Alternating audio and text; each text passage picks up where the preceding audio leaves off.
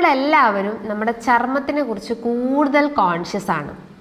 ചെറിയൊരു പിമ്പിൾസോ അല്ലെങ്കിൽ ചെറിയൊരു സൺ ടാനൊക്കെ സംഭവിച്ചു കഴിഞ്ഞാൽ ഫേസിലൊക്കെ ഇങ്ങനെ ടാൻ അല്ലെങ്കിൽ പിമ്പിൾസൊക്കെ വരുമ്പോൾ നമ്മൾ കൂടുതലായിട്ടും വെറീഡ് ആവും. പിന്നെ അതെങ്ങനെ മാറ്റിയെടുക്കാം എന്ന് ചിന്തിച്ചിട്ട് നമ്മൾ അതിൻ്റെ ഫേസ് പാക്ക്, സൺസ്ക്രീൻസ്, അങ്ങനെ കോസ്മെറ്റിക് പ്രൊഡക്ട്സ് ഒക്കെ പല മീഡിയാസിൽ നമ്മൾ സെർച്ച് ചെയ്ത് നമ്മൾ യൂസ് ചെയ്യുന്നുണ്ട്.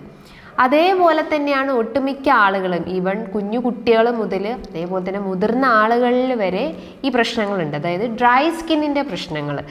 നമ്മുടെ ചർമ്മം നോക്കുമ്പം ഭയങ്കര വറ്റി വരണ്ട പോലെ, ഒട്ടും ജലാംശമില്ലാത്ത പോലെ ഉണ്ടാവുന്ന പ്രശ്നങ്ങൾ. പലരും ഇതിന് മോയ്സ്ചറൈസറും പല ക്രീംസും ലോഷൻസും എല്ലാം അപ്ലൈ ചെയ്യുന്നുണ്ട്. പക്ഷേ യാതൊരു രീതിയിലുള്ള മാറ്റങ്ങളൊന്നും തന്നെ ഉണ്ടാവുന്നില്ല. അപ്പോൾ ഈ ഡ്രൈ സ്കിന്ന് എന്തൊക്കെ കാരണങ്ങൾ കൊണ്ടായിരിക്കാം വരുന്നത്? അപ്പോൾ ഇന്നത്തെ വീഡിയോയിലൂടെ നമുക്ക് ഈ ഡ്രൈ സ്കിൻ അല്ലെങ്കിൽ ചർമ്മത്തിലുണ്ടാവുന്ന ഈ ഒരു ഡ്രൈനെസ്സിൻ്റെ കാരണങ്ങളും അതേപോലെ തന്നെ അതിൻ്റെ പ്രതിവിധികൾ, അതായത് നമുക്ക് എങ്ങനെ ആ ഒരു സ്കിന്നിൻ്റെ ഹെൽത്ത് മെയിൻറ്റെയിൻ ചെയ്യാമെന്നൊന്ന് ഡിസ്കസ് ചെയ്യാം. ഹായ്, ഞാൻ doctor Juhi Das, QNB health കെയറിലെ ഹോമിയോപ്പതിക് ഫിസിഷ്യനാണ്.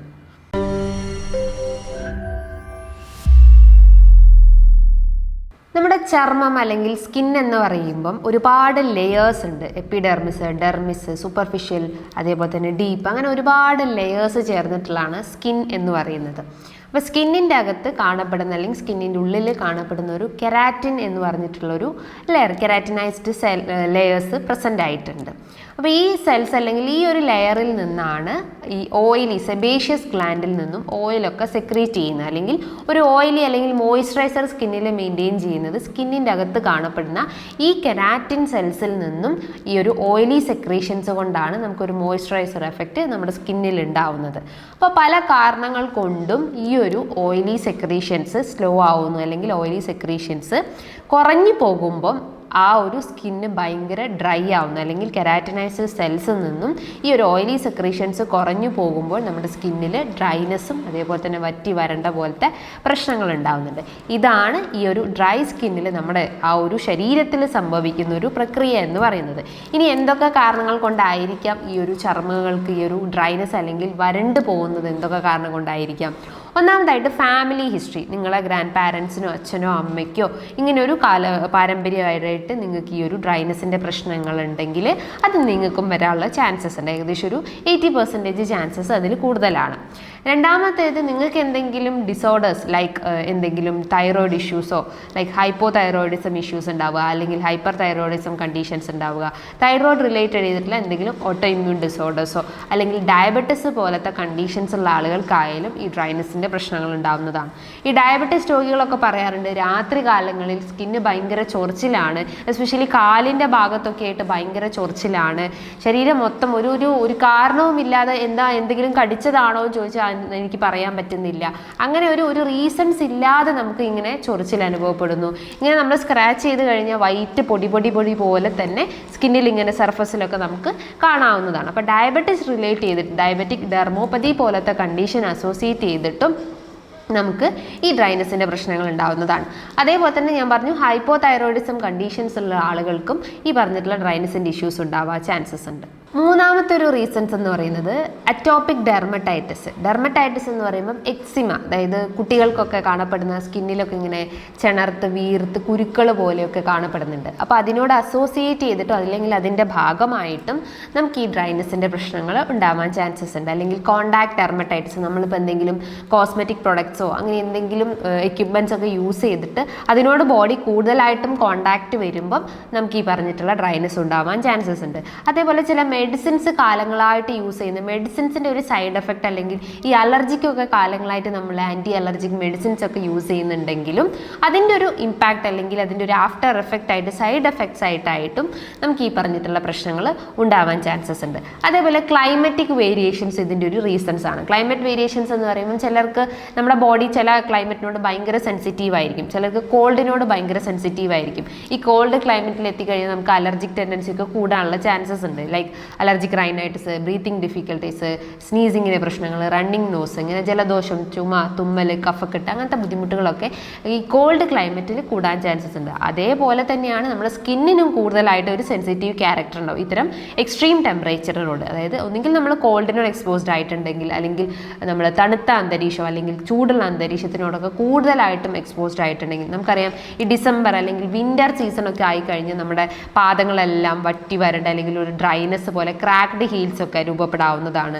സ്കിന്ന് കംപ്ലീറ്റ് ആയിട്ട് ഒരു ഡ്രൈനെസ് പോലെ ഒരു വൈറ്റ് പൊടി പോലെയൊക്കെ കാണാവുന്നതാണ്. നമ്മുടെ സ്കാൽപ്പ് നോക്കിക്കഴിഞ്ഞാൽ ഹെയർ ഫോൾ, സിവിയർ ഹെയർ ഫാളിൻ്റെ ഇഷ്യൂസ്, ഡെർമറ്റൈറ്റിസ് പോലത്തെ അല്ലെങ്കിൽ സെബോറിക് ഡെർമറ്റൈറ്റിസ് പോലത്തെ കണ്ടീഷൻസ് ഈ പറഞ്ഞിട്ടുള്ള വിൻ്റർ സീസൺ അല്ലെങ്കിൽ എസ്പെഷ്യലി ഈ ഒരു കോൾഡ് ക്ലൈമറ്റ് അല്ലെങ്കിൽ കോൾഡ് സീസൺസിലൊക്കെ കാണപ്പെടാവുന്നതാണ്. അപ്പോൾ ആ ഒരു ക്ലൈമറ്റിക് വേരിയേഷൻസ് നമ്മളെ ബോഡിക്ക് അഡാപ്റ്റ് ചെയ്യാൻ പറ്റാത്തത് കൊണ്ട് ബോഡി തന്നെ റിയാക്ട് ചെയ്യുന്ന ഒരു മെക്കാനിസമാണ് ഈ ഡ്രൈനെസ് എന്ന് പറയുന്നത്. അതാണ് സ്കിന്നിൽ നമുക്ക് കാണപ്പെടുന്ന ഒരു ഡ്രൈനെസ് അല്ലെങ്കിൽ ഈ പറഞ്ഞിട്ടുള്ള ഒരു ഡിസ്കളറേഷൻസ് പോലെ കാണപ്പെടുന്നത്. ഈ ഒരു ഡ്രൈ സ്കിന്ന് അല്ലെങ്കിൽ ഡ്രൈനെസ് നമുക്ക് എങ്ങനെ ഒബ്സർവ് ചെയ്യാം? അതായത് നമുക്കിപ്പം ഒരാൾക്ക് ഒരു ഡ്രൈ സ്കിന്നിൻ്റെ ടെൻഡൻസി ഉണ്ടെങ്കിൽ നമ്മൾ ജസ്റ്റ് ഒന്ന് ഫേസ് വാഷ് ചെയ്യുക. ഫേസ് വാഷ് ചെയ്തതിന് ശേഷം നമ്മളൊരു ടിഷ്യൂ പേപ്പർ വെച്ചിട്ട് നമ്മൾ ജസ്റ്റ് ഒന്ന് ആ ഒരു മോയ്സ്ചർ എഫക്റ്റ് ഒന്ന് വൈപ്പ് ചെയ്തെടുക്കുക. അപ്പോൾ നമ്മൾ ആ ടിഷ്യൂ പേപ്പറിൽ ജസ്റ്റ് ഒന്ന് ചെക്ക് ചെയ്ത് നോക്കിക്കഴിഞ്ഞാൽ അവിടെ ഒരു വൈറ്റ് ഇങ്ങനെ പൊടി പോലത്തെ അല്ലെങ്കിൽ നമ്മുടെ സെൽസ്, ഡെഡ് സെൽസ് ഒക്കെ ആ ഒരു ടിഷ്യൂ പേപ്പറിൽ നമുക്ക് ഇങ്ങനെ ഒട്ടിപ്പിടിച്ചത് കാണാവുന്നതാണ്. അതാണ് ഡ്രൈ സ്കിന്നുള്ള ഒരു ബോഡീൻ്റെ ഒരു മെത്തേഡ് അല്ലെങ്കിൽ നമുക്ക് സ്കിന്ന് ഒബ്സർവ് ചെയ്യുന്നത് അങ്ങനെയാണ്. അതേപോലെ നിങ്ങളിതിപ്പം ഓയിലി സ്കിൻ ആണെങ്കിൽ ജസ്റ്റ് ഇതേപോലെ തന്നെ ഫേസ് ഒന്ന് വാഷ് ചെയ്തതിന് ശേഷം ഒന്ന് വൈപ്പ് ചെയ്തെടുക്കുക. ഒരു ടിഷ്യൂ പേപ്പറോ അല്ലെങ്കിൽ മറ്റെന്തെങ്കിലും കോട്ടൺസ് വെച്ചിട്ട് നന്നായിട്ട് ഫേസ് വൈപ്പ് ചെയ്യുമ്പോൾ ആ കോട്ടൻ്റെ അകത്തോ അല്ലെങ്കിൽ ആ ടിഷ്യൂ പേപ്പറിൻ്റെ അകത്തോ ഒരു മോയ്സ്ചർ അല്ലെങ്കിൽ ഒരു ഓയിലി സെക്രീഷൻസ് അത്തരം എക്യുപ്മെൻറ്റ്സിൽ കാണുന്നുണ്ടെങ്കിൽ നിങ്ങളുടെ സ്കിന്ന് ഒരു ഓയിലി സ്കിന്നാണെന്ന് മനസ്സിലാക്കാവുന്നതാണ്. ഈ ഒരു ഡ്രൈനെസ്സിൻ്റെ പ്രശ്നങ്ങൾ നമുക്ക് ഓരോ പാർട്സിലും, അതായത് സ്കിന്നിൻ്റെ പല ബോഡി പാർട്സിലും നമുക്ക് വരാവുന്നതാണ്. നമ്മുടെ സ്കാൽപ്പിൽ ഡ്രൈനെസ് വരും, നമ്മളൊരു പേരിട്ട് വിളിക്കുന്നു സെബോറിക് ഡെർമറ്റൈറ്റിസ് എന്ന കണ്ടീഷൻസ്. നമ്മൾ ജസ്റ്റ് ഒരു ബ്ലാക്ക് കോട്ടൺ അല്ലെങ്കിൽ ബ്ലാക്ക് തുണി ജസ്റ്റ് ഒരു സർഫസിൽ വെച്ചിട്ട് നമ്മൾ ജസ്റ്റ് ഒന്ന് തല സ്ക്രാച്ച് ചെയ്ത് നോക്കിക്കഴിഞ്ഞാൽ വൈറ്റ് പൊടി പോലെ ഇങ്ങനെ കാണാവുന്നതാണ്. അതായത് സ്കാൽപ്പ് കംപ്ലീറ്റ് ആയിട്ട് ഡ്രൈ ആവുന്ന ഒരു ടൈപ്പ് ഓഫ് സ്കിൻ കണ്ടീഷൻസ് ആണ് ഈ പറഞ്ഞിട്ടുള്ള സെബോറിക് ഡെർമറ്റൈറ്റിസ് എന്ന് പറയുന്നത്. അതിനോട് അസോസിയേറ്റ് ചെയ്ത് നമുക്ക് സിവിയർ ഹെയർ ഫാൾ ഉണ്ടാവും, ഇച്ചിങ്ങിൻ്റെ പ്രശ്നങ്ങൾ ഉണ്ടാവുന്നതാണ്. അതോടൊപ്പം തന്നെ ഇങ്ങനെ സ്പ്ലിറ്റൻസ്, അതായത് ഹെയർസ് ഇങ്ങനെ സ്പ്ലിറ്റായി പോകുന്ന ബുദ്ധിമുട്ടുകളും ഇതിൻ്റെ ഒരു അസോസിയേറ്റ് ചെയ്തിട്ട് നമുക്ക് കാണാവുന്നതാണ്. അതേപോലെ തന്നെ നമുക്ക് അണ്ടർ ആമിലൊക്കെ ആയിട്ടും ഈ പറഞ്ഞിട്ടുള്ള ഡ്രൈനെസ്സിൻ്റെ പ്രശ്നങ്ങളും അതേപോലെ തന്നെ റാഷസിൻ്റെ പ്രശ്നങ്ങളും ക്രിയേറ്റ് ചെയ്യാവുന്നതാണ്. ചില ആളുകൾ ഈ റേസേഴ്സ് ഒക്കെ യൂസ് ചെയ്തിട്ട് അല്ലെങ്കിൽ നമ്മൾ അണ്ടർ ആം ക്ലീൻ ചെയ്യാൻ വേണ്ടിയിട്ട് റേസേഴ്സ് ഒക്കെ വെച്ചിട്ട് ഹെയർസ് റിമൂവ് ചെയ്യുമ്പം അതിൻ്റെ ഒരു ഇമ്പാക്റ്റ് അല്ലെങ്കിൽ അതിൻ്റെ ഒരു സൈഡ് എഫക്റ്റ് ആയിട്ടും ചിലർക്ക് ഡ്രൈനെസ്സിൻ്റെ പ്രശ്നങ്ങൾ ക്രിയേറ്റ് ചെയ്യാൻ ചാൻസസ് ഉണ്ട്. അതേപോലെ തന്നെ ഞാൻ പറഞ്ഞു നമ്മൾ വിൻ്റർ സീസൺ ആകുമ്പോൾ നമ്മുടെ പാദങ്ങളെല്ലാം വിണ്ട് കയറുന്ന പ്രശ്നങ്ങൾ, പ്രായമായിട്ടുള്ള ആളുകൾ പറയും ഇങ്ങനെ ഭയങ്കര ക്രാക്സ് പോലെ കാണപ്പെടുന്നുണ്ട്, ഭയങ്കര ഡ്രൈനെസ് ആണ്, വലിഞ്ഞു മുറുകുന്ന പോലെയൊക്കെ തോന്നുന്നുണ്ട്. അതേപോലെ ലിപ്സൊക്കെ ഭയങ്കരമായിട്ട് ഡ്രൈ ആവുന്നത്, ഇതൊക്കെ ഒരു ടൈപ്പ് ഓഫ് എന്താ പറയുക സ്കിന്നിലുള്ള ആ ഒരു മോയ്സ്ചർ എഫക്റ്റ് നഷ്ടപ്പെടുമ്പം സംഭവിക്കും. ബോഡി തന്നെ റിയാക്ട് ചെയ്യുന്ന കുറച്ച് ലക്ഷണങ്ങളാണ്. അതായത് ഡ്രൈ ലിപ്സും ക്രാക്ഡ് ഹീൽസും ഒക്കെ, അതേപോലെ തന്നെ ഈ പറഞ്ഞിട്ടുള്ള ഇച്ചിങ്, സെബോറിക് ഡെർമറ്റൈറ്റിസിൻ്റെ ഭാഗമായിട്ട് കാണപ്പെടുന്ന പ്രശ്നങ്ങളും ഈ പറഞ്ഞിട്ടുള്ള ആ ഒരു മോയ്സ്ചർ എഫക്റ്റ് കുറയുമ്പോഴുണ്ടാവുന്നതാണ്. ഇത്തരം ഡ്രൈനെസ് ടെൻഡൻസി ഉള്ള ആളുകൾ അല്ലെങ്കിൽ അത്തരം ക്യാരക്ടേഴ്സ്, സ്കിന്നിൽ അത്തരം ക്യാരക്ടേഴ്സ് ഉള്ള ആളുകൾ ഫോളോ ചെയ്യേണ്ട കുറച്ച് കാര്യങ്ങൾ അല്ലെങ്കിൽ കുറച്ച് മാനേജ്മെൻറ്റ്സ് ഉണ്ട്. ഒന്നാമതായിട്ട് നിങ്ങൾ കുളിക്കുന്ന സമയത്ത് ചൂടുവെള്ളത്തിൽ പരമാവധി കുളിക്കുന്ന ശീലങ്ങളുണ്ടെങ്കിൽ അത് പരമാവധി ഒഴിവാക്കാൻ ശ്രമിക്കുക. കാരണം നമ്മൾ ചൂടുവെള്ളത്തിൽ കുളിക്കുമ്പോൾ നമ്മൾ പറയും ഇമ്മ്യൂണിറ്റി കൂടാൻ വേണ്ടിയിട്ടാണ്, അല്ലെങ്കിൽ നമ്മുടെ ആ ഒരു പ്രതിരോധശേഷി വർദ്ധിപ്പിക്കാനും ഒന്ന് ആ ഒരു തണുപ്പിൽ നിന്ന് ഒരു ഇത് കിട്ടാൻ വേണ്ടിയിട്ട് അല്ലെങ്കിൽ ഒരു റിലീഫ് കിട്ടാൻ വേണ്ടിയിട്ട് നമ്മൾ ചൂടുവെള്ളത്തിൽ കുളിക്കണം, അല്ലെങ്കിൽ പനിയൊക്കെ വരും, അങ്ങനത്തെ പ്രായമായിട്ടുള്ള ആളുകളൊക്കെ പറയാറുണ്ട്. പക്ഷേ അങ്ങനെയല്ല. നമ്മുടെ സ്കിന്നിൻ്റെ ആ ഒരു ഡ്രൈനെസ് ഏറ്റവും കൂടുതൽ വരുന്നത് നമ്മൾ ഈ ഹോട്ട് വാട്ടറിൽ കൂടുതലായിട്ടും നമ്മുടെ ഹെഡ് ബാത്തും അതേപോലെ തന്നെ ബോഡി ബാത്തും ഒക്കെ ചെയ്യുമ്പോഴാണ് ഈ ടെൻഡൻസി കൂടുതലായിട്ടും വരുന്നത്. അതേപോലെ നമ്മൾ ലോങ് ഡ്യൂറേഷൻസ്, ചില ആളുകളൊക്കെ ഒരു 30 മിനിറ്റും 40 മിനിറ്റും ഒക്കെ കുറേ നേരം കുളിക്കുന്ന അതായത് കുളിക്കാൻ വേണ്ടി ടൈം എടുക്കുന്നത് കണ്ടിട്ടുണ്ട്. അത്തരം ലോങ് ഡ്യൂറേഷൻസ് പരമാവധി കുറയ്ക്കുക. ഒരു 5 to 10 മിനിറ്റ്സിൻ്റെ ഉള്ളിൽ തന്നെ നമ്മുടെ ആ ഒരു ബോഡി ബാത്തും ഹെഡ് ബാത്തും ചെയ്യാൻ ശ്രമിക്കുക. അതേപോലെ തന്നെ നിങ്ങൾ യൂസ് ചെയ്യുന്ന പ്രൊഡക്ട്സ്, ലൈക്ക് നിങ്ങൾ യൂസ് ചെയ്യുന്ന സോപ്സ് ആവട്ടെ, ഷാമ്പു ആവട്ടെ, അത് കൂടുതൽ ഈ പറഞ്ഞിട്ടുള്ള കെമിക്കൽസ് ഒക്കെ ആഡ് ചെയ്തിട്ട് അല്ലെങ്കിൽ കൂടുതൽ പ്രിസർവേറ്റീവ്സ് ഒക്കെ ആഡ് ചെയ്തിട്ടുള്ള ഈ പറഞ്ഞിട്ടുള്ള ഷാമ്പുവും കെമിക്കൽസ് ഒക്കെ യൂസ് ചെയ്യുന്നുണ്ടെങ്കിൽ അതിൻ്റെ ഒരു സൈഡ് എഫക്റ്റ് ആയിട്ട് നമുക്ക് ഡ്രൈനെസ് ഉണ്ടാവുന്നതാണ്. ഇപ്പോൾ ചില ആളുകൾ പറയാറുണ്ട്, ഈ കാരം ചേർന്നിട്ടുള്ള ഈ സോപ്പൊക്കെ അധികമായിട്ട് യൂസ് ചെയ്ത് കഴിഞ്ഞാൽ ചൊറിച്ചിലും അതേപോലെ തന്നെ റാഷസും ഉണ്ടാവുന്നുണ്ട്. അതേപോലെ സ്കിന്ന് കംപ്ലീറ്റ് ആയിട്ട് ഡ്രൈ ആവുന്നുണ്ട്. അതായത് ഈ പറഞ്ഞിട്ടുള്ള സോപ്പ് അല്ലെങ്കിൽ ഈ പറഞ്ഞിട്ടുള്ള കോസ്മെറ്റിക് പ്രൊഡക്ട്സ് ഒക്കെ പരമാവധി യൂസ് ചെയ്യുന്നുണ്ടെങ്കിൽ അത് പരമാവധി കുറച്ച് കൊണ്ടുവരാൻ ശ്രമിക്കുക. അതേപോലെ നിങ്ങൾ നാച്ചുറൽ മോയ്സ്ചറൈസേഴ്സ് യൂസ് ചെയ്യാൻ ശ്രമിക്കുക. ഒലിവ് ഓയിലോ അല്ലെങ്കിൽ കോക്കനട്ട് ഓയിലോ ഒക്കെ ജസ്റ്റ് നമ്മുടെ ആ ഒരു സർഫസിൽ, സ്കിന്നിൻ്റെ സർഫസിലൊക്കെ ഒന്ന് ഒരു ഓൾട്ടർനേറ്റ് ഡേയ്സിലൊക്കെ ഒന്ന് അപ്ലൈ ചെയ്ത് കൊടുത്തു കഴിഞ്ഞാൽ സ്കിന്നിൻ്റെ ആ ഒരു മോയ്സ്ചർ എഫക്റ്റ് കുറച്ചുകൂടി ഒന്ന് ഇമ്പ്രൂവ് ചെയ്യാൻ പറ്റുന്നതാണ്. അതേപോലെ നിങ്ങളുടെ ഭക്ഷണത്തിൽ നിന്നും ഈ ഷുഗറിൻ്റെ ഇൻടേക്ക് പരമാവധി കുറയ്ക്കുക. സാൾട്ടൊക്കെ ഒന്നൊരു മിതമായ ബാലൻസ് ചെയ്ത് കൊണ്ടുവരിക. പ്രോസസ്സ് ചെയ്തിട്ടുള്ള ഭക്ഷണങ്ങളൊക്കെ കുറയ്ക്കുക. ആൽക്കഹോളിക് അഡിക്ഷനോ അല്ലെങ്കിൽ സ്മോക്കിംഗ് അഡിക്ഷൻസോ ഒക്കെ ഉണ്ടെങ്കിലും അതും പരമാവധി കുറച്ച് കൊണ്ടുവരാൻ ശ്രമിക്കുക. അതേപോലെ തന്നെ നമ്മുടെ വീട്ടിലെ അമ്മമാരെല്ലാവരും ഈ സോപ്പ്, അതേപോലെ തന്നെ വാഷ് ചെയ്യാൻ വേണ്ടിയിട്ട് അല്ലെങ്കിൽ ഡ്രസ്സ് വാഷ് ചെയ്യാൻ വേണ്ടിയിട്ട് ഡിറ്റർജൻസ്, സോപ്പ് പൊടിയൊക്കെ യൂസ് ചെയ്യുന്നുണ്ട്. അതേപോലെ ഈ കിച്ചൺ യൂട്ടൻസിൽസ് ഒക്കെ ജസ്റ്റ് വാഷ് ചെയ്യാൻ വേണ്ടിയിട്ട് എക്സോ, വിമ്മ് പോലത്തെ ഇത്തരം പ്രൊഡക്ട്സ് ഒക്കെ യൂസ് ചെയ്യുമ്പം സ്കിന്നിലുണ്ടാവുന്ന മോയ്സ്ചർ എഫക്റ്റ് കംപ്ലീറ്റ് ആയിട്ട് പോവുകയും അതൊരു ഡ്രൈനെസ് ടെൻഡൻസിയിലേക്ക് ലീഡ് ചെയ്യുന്നുണ്ട്. അപ്പോൾ അത്തരം പ്രൊഡക്ട്സ് ഒക്കെ യൂസ് ചെയ്യുന്ന സമയത്ത് അറ്റ്ലീസ്റ്റ് നിങ്ങളൊരു ഗ്ലൗവ് യൂസ് ചെയ്യുക അല്ലെങ്കിൽ ഹാൻഡ് കഫ് എന്തെങ്കിലും യൂസ് ചെയ്തിട്ട് വേണം അത്തരം പ്രൊഡക്ട്സ് യൂസ് ചെയ്യാൻ ശ്രമിക്കുന്നത്. പല ആളുകൾ അല്ലെങ്കിൽ പല പേഷ്യൻസ് പറയാറുണ്ട്, ഇത്തരം പ്രൊഡക്ട്സ് അല്ലെങ്കിൽ ഇത്തരം ഡിറ്റർജൻസും സോപ്പൊക്കെ യൂസ് ചെയ്തിട്ട് സ്കിന്നിൽ ആ ഒരു സ്കിന്നിൻ്റെ ആ സർഫസ് കംപ്ലീറ്റ് ആയിട്ട് പൊലിഞ്ഞു പോരുന്നുണ്ട്, അല്ലെങ്കിൽ ആ സ്കിന്നിൻ്റെ ആ ഒരു തൊലി കംപ്ലീറ്റ് ആയിട്ട് ഇങ്ങനെ അടർന്നു പോരുന്നുണ്ട്, ഭയങ്കര സെൻസിറ്റീവ് ആവുന്നുണ്ട്, പെട്ടെന്ന് കൈ ഇങ്ങനെ ചൊറിച്ചിലിൻ്റെ പ്രശ്നങ്ങളൊക്കെ കാണിക്കുന്നുണ്ട്.